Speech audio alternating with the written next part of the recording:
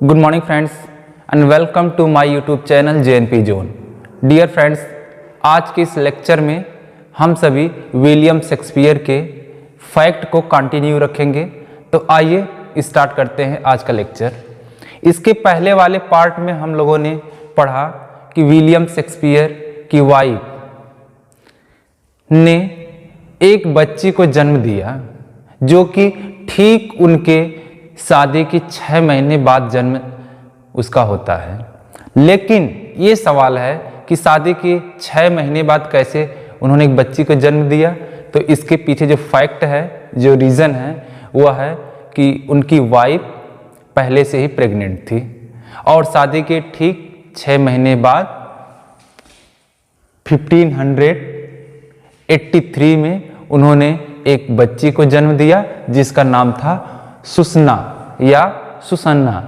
तो जो सुसना थी, इसके जन्म के बाद उनकी वाइफ ने एक जुड़वे संतान को जन्म दिया जिसमें ट्विन में थे हैमनेट एंड जूडिथ। ये जो है उनकी जुड़वा संतान थी। तो ये बहुत महत्वपूर्ण फैक्ट है। तो आइए देखते हैं विलियम शेक्सपियर के जो सन्स थे और डॉटर्स थे उनमें कौन कौन थे। तो William Shakespeare had the first child only after 6 months of marriage. यानी विलियम शेक्सपियर की शादी के ठीक 6 महीने बाद उनकी पत्नी ने एक बच्ची को जन्म दिया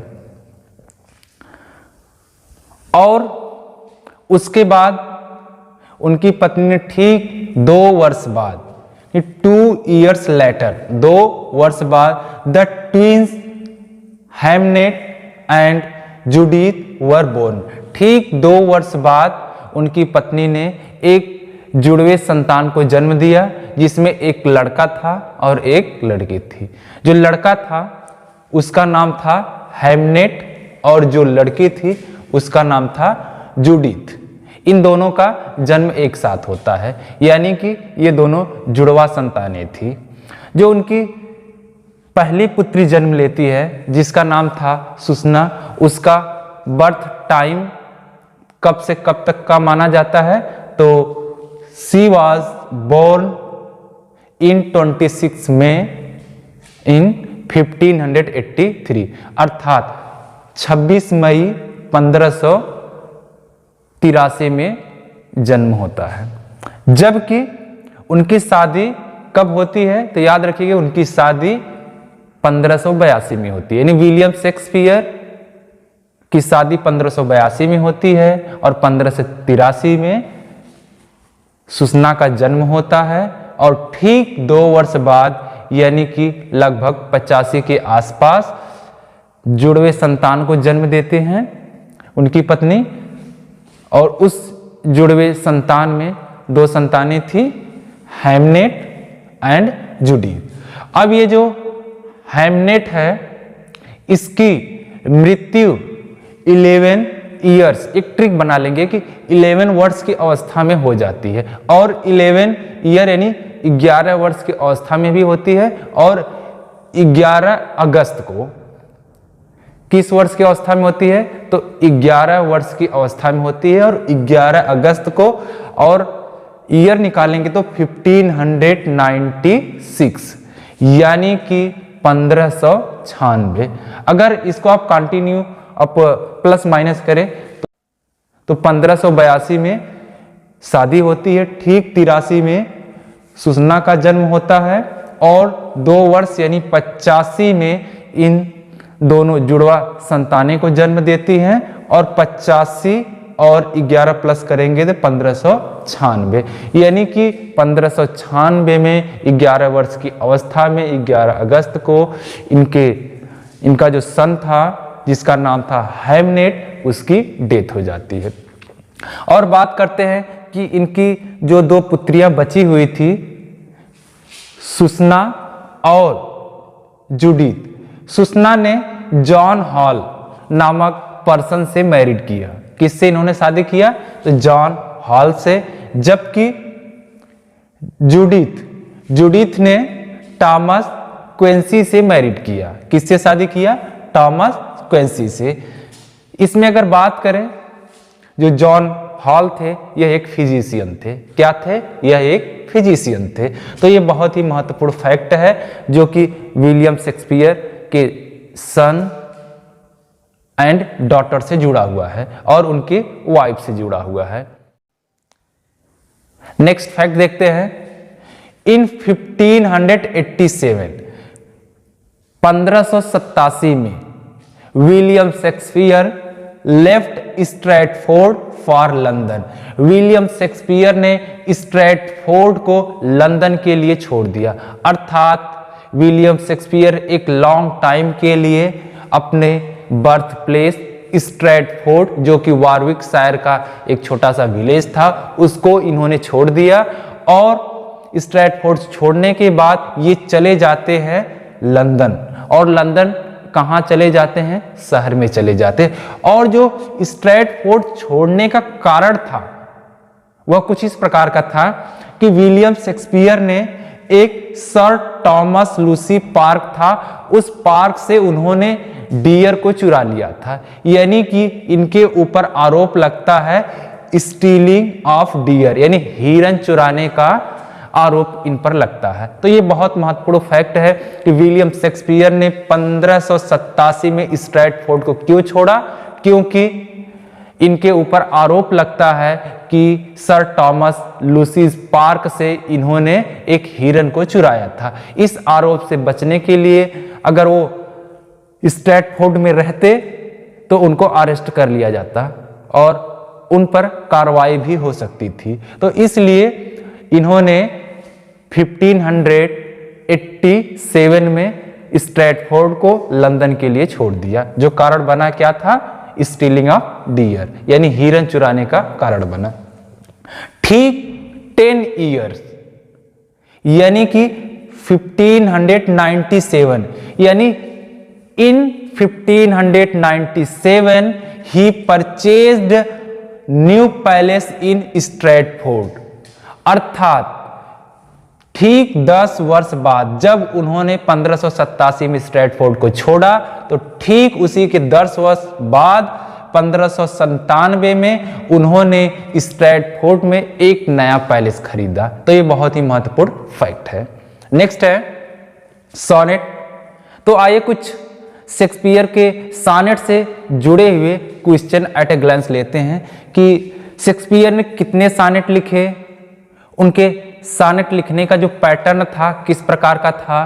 तो जैसा कि आप पहले ही इंट्रोड्यूस हो चुके हैं कि सॉनेट की शुरुआत इटली से होती है और इटली से लाने वाले 2 व्यक्ति थे जो कि इंग्लैंड में सॉनेट को लाते हैं और इंट्रोड्यूस करवाते हैं, और उसके बाद उसी पैटर्न को उठा करके विलियम शेक्सपियर ने उसमें थोड़ा सा परिवर्तन करके एक अपनी राइम दे करके शेक्सपियरियन सॉनेट लिखते हैं, जिसको कि शेक्सपियरियन सॉनेट के नाम से पुकारा गया है, जिसकी राइम कुछ इस प्रकार की है: A B C D E F G G. यानी शेक्सपियर के सॉनेट का जो पैटर्न है जो लास्ट में है वो जी जी आता है। तो इस प्रकार से आप ट्रिक भी बना सकते हैं कि शेक्सपियर के सॉनेट का पैटर्न क्या था, तो लास्ट में जी जी आता है। यानी कि इनका जो सॉनेट होता है वह स्टैंजा फॉर्म में होता है, 3 स्टैंजा होते हैं 4-4 लाइन के,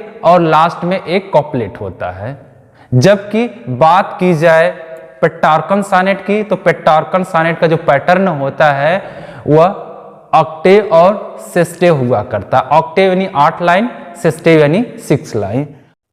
और बात करें कि शेक्सपियर ने सॉनेट क्यों लिखा, उसके पीछे क्या फैक्ट हो सकता है, तो आई थिंक कि शेक्सपियर ने जो सॉनेट राइट किए उसके पीछे सबसे महत्वपूर्ण फैक्ट है कि उस समय इंग्लैंड में महामारी आ चुकी थी, जिसके कारण लोगों ने थिएटर जाना बंद कर दिया था और ड्रामास को भी परफॉर्म होना बंद कर दिया जाता है, और लोग ड्रामा के परफॉर्मिंग को लोग देखते भी नहीं थे। इसलिए शेक्सपियर के पास जो टाइम बचता है तो इसलिए उन्होंने पोएट्री की तरफ ध्यान दिया। तो शेक्सपियर कि जो है सानेट और पोएट्री लिखने का जो मेन रीजन बना है वह हो सकता है कि उस समय जो महामारी आई थी, यानी जिसको कहा गया है ब्लैक डेथ, इसके कारण से शेक्सपियर ने सानेट और पोएट्री को लिखना प्रारंभ किया। तो ये एक रीजन हो सकता है। तो शेक्सपियर का जो सानेट था, तो शेक्सपियर के सानेट का जो पैटर्न था शेक्सपियरियन सानेट था। और उन्होंने कितने सानेट लिखे, तो ही रोट 154 सानेट। उन्होंने 154 सानेट को लिखा, जिसमें से उन 154 सानेट में से 2 सानेट उन्होंने गॉड के लिए लिखा है, जबकि 1 से लेकर 126 यानी 1 से लेकर 126 तक का जो सानेट था उन्होंने अपने एक फ्रेंड्स थे उसको उन्होंने डेडिकेट किया। आइए हम लोग देखते हैं शेक्सपियर ने कितने पोएम्स लिखे, उनके पोएम का पैटर्न क्या रहा है। तो फ्रेंड्स, शेक्सपियर का जो पोएम है उसको हम लोग नेक्स्ट पार्ट में देखेंगे। इस समय हम लोग बात करने वाले हैं शेक्सपियर के ड्रामास को लेकर के, यानी कि प्लेस को लेकर के। जैसा कि आप जानते हैं शेक्सपियर ने 37 प्लेस को लिखा। कितने प्लेस को? 37, यानी कि 37 ड्रामास को इन्होंने राइट किया। जबकि बात करें जॉन एमसी रे की बुक के सोर्स के अकॉर्डिंग, तो उनके बुक में जो शेक्सपियर के प्लेस दिए गए हैं वह दिए गए हैं 39। कितने प्लेस दिए गए हैं? 39। ये किस बुक के अकॉर्डिंग है? तो जॉन एमसी रे, यह भी ऑथेंटिक बुक मानी जा सकती है। इसमें बात करें 38 और 39 प्लेस पे कौन सा उनका ड्रामास था, तो 38 पे है the history of Cardenio. The history of Cardenio, यह ड्रामा शेक्सपियर और जॉन फ्लेचर के द्वारा लिखा जाता है, लेकिन ओरिजिनली मुख्यतः इसको शेक्सपियर के ड्रामास के रूप में शामिल नहीं किया गया, जबकि जॉन एमसी रे की बुक में इसको इंक्लूड किया गया है। लेकिन हम लोग शेक्सपियर के जो ओरिजिनल प्ले हैं 37 को ही एक्सेप्ट करेंगे। और 39 नंबर पे कौन है, यानी 39वें नंबर पे कौन सा है? The two novel Kingsman. यह भी किसके द्वारा लिखा गया है? तो विलियम शेक्सपियर और जॉन फ्लेचर के द्वारा लिखा गया है। और जिनका लास्ट प्ले है हेनरी एट्थ। हेनरी एट्थ यह कोलाबोरेशन वर्क है, यानी कि इस वर्क में 2 पर्सन शामिल थे। कौन कौन थे? विलियम शेक्सपियर और जॉन फ्लेचर। तो विलियम शेक्सपियर का जो लास्ट प्ले है वह है हेनरी एट्थ। और इस हेनरी एट्थ को कितने लोगों ने लिखा है? तो 2 लोगों ने मिलकर लिखा है, विलियम शेक्सपियर और जॉन फ्लेचर। और इस प्ले के बाद ये कहा जाता शेक्सपियर ने राइटिंग करना बंद कर दिया था। और यह प्ले जब परफॉर्म हो रहा था स्टेज पे, तो उस समय आग लग जाती है, यानी थिएटर जल जाता है। थिएटर जल जाने के कारण इसको अधूरा छोड़ दिया जाता है, जिसको कि जॉन फ्लेचर ने कंप्लीट करवाया। नेक्स्ट देखते हैं कि विलियम शेक्सपियर ने जब अपना न्यू प्लेस खरीदा, तो ठीक उसी के 2 वर्ष बाद वह ड्रामा उनका था जूलियस सीजर। तो जूलियस सीजर को याद रखिएगा कि 1599 में परफॉर्म करवाया गया। जैसा कि थोड़ा सा ट्रिक बना लेंगे, तो ट्रिक के माध्यम से हम लोग समझ सकते हैं कि शेक्सपियर की जो 4 ट्रेजेडीज थी, उन ट्रेजेडी में सबसे पहले कौन सी ट्रेजेडी आती है? तो सबसे पहले हैमलेट, सेकेंड नंबर पे ओथेलो, थर्ड नंबर पे किंग लियर और 4th नंबर पे मैकबेथ। तो यह विलियम शेक्सपियर की ट्रेजेडी है। अब आइए हम लोग देखते हैं कि विलियम शेक्सपियर के जो ड्रामास थे उनसे जुड़े हुए कुछ महत्वपूर्ण फैक्ट। इन फैक्ट को समझने से पहले कुछ पॉइंट्स और छूट रहे हैं, उनको हम लोग देख लेते हैं कि 1587 में विलियम शेक्सपियर ने अपने घर को लेफ्ट किया और ठीक 1 वर्ष बाद 1588 में एक बैटल होता है। उस बैटल में क्वीन एलिजाबेथ की विजय होती है, जिसको बैटल ऑफ आर्मडा के नाम से जाना जाता है। तो बैटल ऑफ आर्मडा ये बहुत ही बड़ा युद्ध था और इस युद्ध में क्वीन एलिजाबेथ की विजय होती है। ठीक उसके एक वर्ष बाद 1589 यानी 1589 में विलियम शेक्सपियर ने अपने कैरियर की शुरुआत कर दी। यानी उन्होंने ड्रामास को लिखना प्रारंभ कर दिया था। तो सबसे पहले जब उन्होंने ड्रामा लिखना प्रारंभ किया तो उससे पहले जब वो लंदन में जाते हैं तो सबसे पहले एक्टिंग करते हैं, यानी कि ड्रामा में उनको कुछ परफॉर्म करने का मौका मिलता है। यानी कि जब उन्होंने स्ट्रैटफोर्ड को छोड़ा तो लंदन गए तो एक कंपनी से जुड़ते हैं। किससे जुड़ते हैं? एक कंपनी से। यानी हम लोग कह सकते हैं कि विलियम शेक्सपियर ने अपने कैरियर की शुरुआत कब की? तो 1589 से उन्होंने अपने कैरियर की शुरुआत कर दी। और बात करते हैं कि उनका जो टाइम है, सक्सेसफुल कैरियर का जो टाइम है वो माना जाता है 1585 से 1592 तक। यानी he began a successful career in London. London में उनकी एक सक्सेसफुल कैरियर के रूप में, एक सफल व्यक्ति के रूप में शुरुआत हो चुकी थी as an actor and a writer, एक एक्टर के रूप में और एक राइटर के रूप में। और इन 1594 में he joined as an acting troupe called the Lord Chamberlain's Men. यानी 1594 में लॉर्ड चैम्बरलैंस थिएटर से ये जुड़ जाते हैं। तो ये बहुत ही महत्वपूर्ण फैक्ट है कि लॉर्ड चैम्बरलैंस मैन जो थिएटर था तो उस थिएटर में कब जुड़ते हैं? तो 1594 में। और उनके कैरियर को सक्सेसफुल कैरियर के रूप में कब से कब तक का टाइम माना जाता है? तो 1585 से 1592 यानी 1585 से 1592 तक का टाइम जो है उनका एक सक्सेसफुल कैरियर के रूप में माना जाता है। और जो है शेक्सपियर के जो अर्ली प्ले हैं उनका टाइम कब से कब माना जाता है? तो early play of Shakespeare 1589 to 1903 यानी 1589 से 1593 का जो विलियम शेक्सपियर का जो प्ले का टाइम माना जाता है। यानी प्ले को उन्होंने राइट करना प्रारंभ कर दिया था। तो ये टाइम कैसे याद रहेगा? 1587, 88, 89। 1587 में घर को छोड़ा, स्ट्रैटफोर्ड को छोड़ा, 88 में डिफीटेड ऑफ आर्मडा होता है यानी क्वीन एलिजाबेथ की विजय होती है और 1589 में उनका कैरियर प्रारंभ हो जाता है। अब बात करते हैं एक और कह सकते हैं कि इवेंट्स उनके लाइफ में घटित होती है जिसका जिक्र उन्होंने अपने लास्ट और कंप्लीट प्ले द टेम्पेस्ट में जिक्र किया है।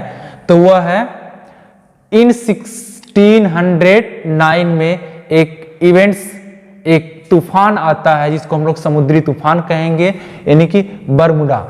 यानी बरमुडा का जो तूफान आता है यानी समुद्री तूफान, उसका जिक्र यानी उसमें सी ब्रेक होता है, यानी उसमें कुछ समुद्री जहाजें थी टूट जाती हैं, उसका जिक्र विलियम शेक्सपियर ने अपने लास्ट प्ले द टेम्पेस्ट में किया है। ये जो द टेम्पेस्ट है इस प्ले को स्वान सॉन्ग के नाम से जाना जाता है। अब समझते हैं स्वान सॉन्ग प्ले का मतलब क्या होता है। यानी एक ऐसा प्ले जो कि उस राइटर का अंतिम होता है और कंप्लीट होता है। तो अंतिम और कंप्लीट प्ले विलियम शेक्सपियर का माना जाता है द टेम्पेस्ट और इसको ओरिजिनल भी माना जाता है। इसके कुछ सोर्स जो हैं एक्चुअली ओरिजिनली ही हैं, जबकि इसकी रिसोर्स की बात करें तो इसका रिसोर्स भी जो उस समय के समुद्री यात्री थे या कह सकते हैं कि जो चक्कर लगाने वाले थे, जो घूमने वाले थे और जो हिस्टोरियन या फिर रियल टाइम को फेस कर रहे थे उनसे इमिटेट किया गया था, उनसे नकल मारा गया था। तो ये पॉइंट आप लोग याद रखेंगे कि 1609 में बरमुडा। बरमुडा का जिक्र किस में हुआ है? विलियम शेक्सपियर के किस ड्रामा में? तो द टेम्पेस्ट में। Defeat of armada, defeat of armada कब होता है? तो 1588 में होता है। और शेक्सपियर ने कुल कितने प्ले लिखे हैं? 37, जबकि जॉन एम.सी. रे की बुक में कितने एक्सेप्ट किए गए हैं? 39, यानी 39 प्ले। और बात करें शेक्सपियर, अब आइए देखते हैं कि विलियम शेक्सपियर की जो प्ले हैं उनमें से जो ज्यादातर क्वेश्चन पूछे गए हैं, किस प्रकार के क्वेश्चन पूछे गए हैं? तो विलियम शेक्सपियर का जो प्ले है उसका क्वेश्चन कुछ इस प्रकार से एग्जाम में पूछा गया है, जैसे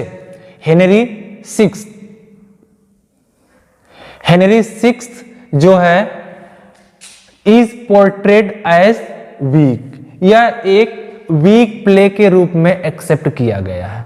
किस प्ले के रूप में? Weak play. जबकि हेनरी फिफ्थ यंग हीरो के नाम से जाना गया है। यह फैक्ट बहुत ही महत्वपूर्ण है और ये जो फैक्ट हैं यहां पर मेंशन किए गए हैं, ये जॉन एम.सी. रे बुक के अकॉर्डिंग लिए गए हैं।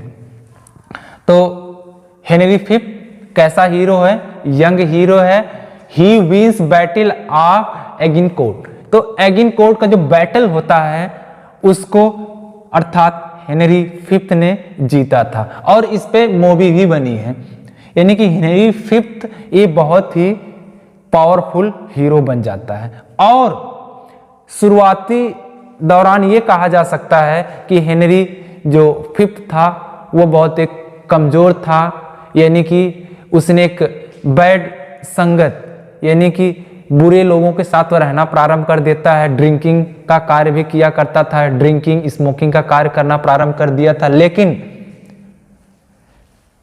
अंततः वह सुधर भी जाता है। इसके अंदर बहुत बदलाव आ जाता है जिसके कारण यंग हीरो के नाम से भी पुकारा गया है। या तो इसको यंग हीरो भी कहेंगे या रॉयल हीरो भी कह सकते हैं इसको।